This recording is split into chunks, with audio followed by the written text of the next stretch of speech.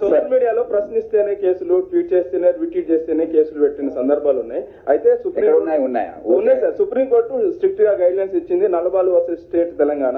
దీనికి సంబంధించి కర్ణాటక కూడా సుప్రీంకోర్టు మార్గదర్శకాలని అమలు చేస్తుంది, కానీ తెలంగాణ అమలు చేయడం లేదు. దీని గురించి అమలు చేస్తాము, దాంట్లో ఏముంది